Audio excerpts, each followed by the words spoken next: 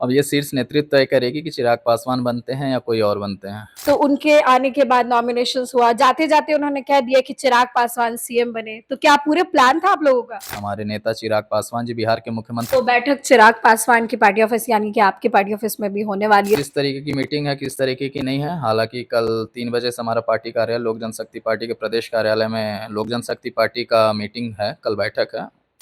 नमस्कार, आप देख रहे हैं देशवा न्यूज। मैं हूं आपके साथ वैष्णवी। देखिए, विधानसभा चुनाव के बाद अब राज्यसभा चुनाव को लेकर के चर्चा तेज है। 16 मार्च को वोटिंग होनी है, लेकिन इसी बीच एक बड़ा सवाल है कि सीएम नीतीश कुमार राज्यसभा जा रहे तो बिहार का अगला मुख्यमंत्री कौन बनेगा। कहा जा रहा है कि मुख्यमंत्री बीजेपी कोटे से होगा। एनडीए के तमाम अलग अलग दल अलग अलग दावा कर रहे हैं। वही चिराग पासवान की पार्टी की बात करें तो वो भी चाहते हैं, उनके कार्यकर्ता भी चाहते हैं कि चिराग पासवान को सीएम बनाना चाहिए। अब ऐसे में बातचीत करने के लिए मेरे साथ विधायक चिराग पासवान की पार्टी के विष्णुदेव पासवान है, जिनसे हम कुछ सवाल करेंगे। सबसे ज्यादा मांग हो रही है कि चिराग को सीएम बनाना चाहिए। आप लोग को भी ऐसा लग रहा है? जी बिल्कुल, इस बार जो भी मुख्यमंत्री होगा वो हमारे एनडीए घटक दल से होगा, वो किसी भी पार्टी से हो सकते हैं और ये शीर्ष नेतृत्व तय करेगी कौन मुख्यमंत्री का हकदार होगा। चिराग के कोई चांस है सीएम बनने के? अब ये शीर्ष नेतृत्व तय करेगी कि चिराग पासवान बनते हैं या कोई और बनते हैं। राज्यसभा जा रहे हैं सीएम नीतीश कुमार, लेकिन कहा गया कि अरुण भारती का इसमें बहुत बड़ा रोल है। अरुण भारती आप पहचान ही रहे। तो उनके आने के बाद नॉमिनेशंस हुआ, जाते-जाते उन्होंने कह दिया कि चिराग पासवान सीएम बने। तो क्या पूरे प्लान था आप लोगों का? जी, कोई प्लानिंग नहीं था।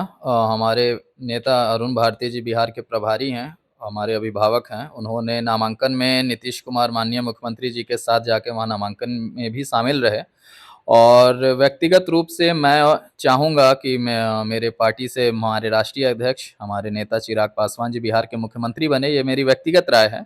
क्योंकि हर कोई चाहेगा हमारे नेता चाहे किसी भी पार्टी के हों, वो शीर्ष जगह पे हो, तो उसमें मैं भी चाहूँगा, ये मेरी व्यक्तिगत टिप्पणी है और जो भी फिलहाल एनडीए के मुख्यमंत्री होंगे, वो हमारे एनडीए से होंगे। युवाओं की बात हो रही है, इधर निशांत कुमार की एंट्री हो चुकी है, इधर चिराग पासवान भी है, उधर दीपक प्रकाश भी है। लेकिन अगर बात करें सीएम फेस की तो निशांत और चिराग को बात हो रही है। तो ऐसे में लगता है चिराग पासवान को मौका मिलेगा अगर निशांत बनते हैं, लीड करते हैं तो?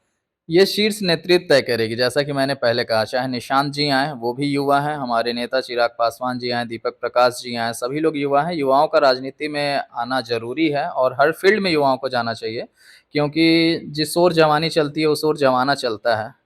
तो जिस तरफ से हम लोग युवा वर्ग जिस फ़ील्ड में आगे बढ़ेंगे, हर फ़ील्ड में हम लोगों को होना चाहिए। तो कोई भी युवा है, पढ़ा-लिखा, शिक्षित है, जो जाति धर्म से ऊपर उठ कर के काम करे। जैसे हमारी लोक जनशक्ति पार्टी का विज़न है बिहार फर्स्ट, बिहारी फर्स्ट का, जिसमें हम लोग जाति और धर्म से ऊपर उठ कर के राजनीति करते हैं, जिसमें किसी भी जाति और धर्म का नाम नहीं लिया जाता। ऐसे में इस विज़न के साथ जो भी आगे बढ़ते हैं राजनीति में, चाहे वो सीएम पद हो, चाहे पीएम पद हो, हम सब उसको स्वीकार करेंगे। एक सवाल रहेगा, राज्यसभा इलेक्शंस होने वाले, वोटिंग होने वाली है, क्या एनडीए 500 सीट जीत पाएगी? जी, बिल्कुल, इसमें कोई दो राय नहीं है और जो लोग इसकी बातें कर रहे हैं कि एक सीट हमारा रहेगा, वो लोग को परिणाम बता देगा और पाँचों सीट इस बार राज्यसभा की एनडीए लेने वाली है और ये परिणाम के दिन आप लोगों को पता चल जाएगा। 3 एमएलएज कम है, तो कैसे मैनेज होगा?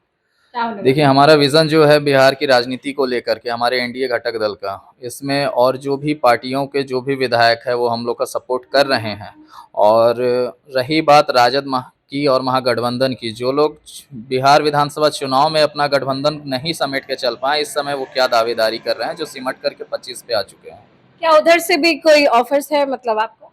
जी, बिल्कुल, ऐसा बिल्कुल भी नहीं है और अगर ऐसा हो भी तो वो सपने में भी ना सोचें कि लोक जनशक्ति पार्टी चाहे एनडीए का कोई भी विधायक टूटने वाला है या झुकने वाला है। हम सब पूरी मजबूती के साथ एनडीए के साथ खड़े हैं। बैठक होने वाली है, क्या खास होगा, क्यों बुलाया गया है, उसके बारे में थोड़ा? अब बैठक में जो भी सिलसिला है, पार्टी के दिशा निर्देश है या फिर राज्यसभा में जिस तरीके से वोटिंग की प्रक्रिया है, ये सारी चीज़ें ज़्यादा संख्या में इस बार नवनिर्वाचित विधायक आए हैं, जो पहली बार माननीय सदस्य आए हैं, उन सबको ट्रेनिंग कह लीजिए एक तरह से दी जा रही है, किस तरीके से वोटिंग की जाती है, कैसे क्या होता है, ये सब प्रक्रिया चल रही है। तो बैठक चिराग पासवान की पार्टी ऑफिस यानी कि आपकी पार्टी ऑफिस में भी होने वाली है, तो यही ट्रेनिंग पर्पस रहेगा, सब कुछ बताया जाएगा? अब ये कल पता चलेगा किस तरीके की मीटिंग है, किस तरीके की नहीं है। हालाँकि कल 3 बजे से हमारा पार्टी कार्यालय लोक जनशक्ति पार्टी के प्रदेश कार्यालय में लोक जनशक्ति पार्टी का मीटिंग है, कल बैठक है और उसमें हम लोग को दिशा निर्देश दिया जाएगा जो भी होगा, उसमें आप लोग भी आमंत्रित हैं। आप अपने क्षेत्र के बारे में बताएं, कैसा काम चल रहा है? सब कुछ नया है हमारे क्षेत्र में, एक युवा होने के नाते, नए सदस्य होने के नाते सब कुछ नया है। नया अनुभव है, धीरे-धीरे सीखा ही जा रहा और दिन प्रतिदिन जितना ज़्यादा पूरी ज़िंदगी में सीखा ही जाता है, जितना ज़्यादा हम डीप इसमें घुसते जाएँगे, उतना ज़्यादा अनुभव होता जाएगा।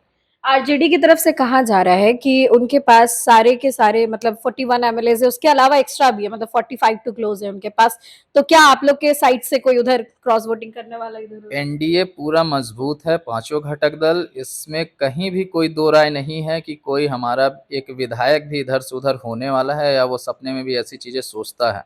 वो अपना महागठबंधन देखें और राजद अपने आने वाले चुनाव को देखे, 30 की तैयारी करे, वरना जो 25 बचे हैं, वो भी कहीं एनडीए में ना चले आएँ।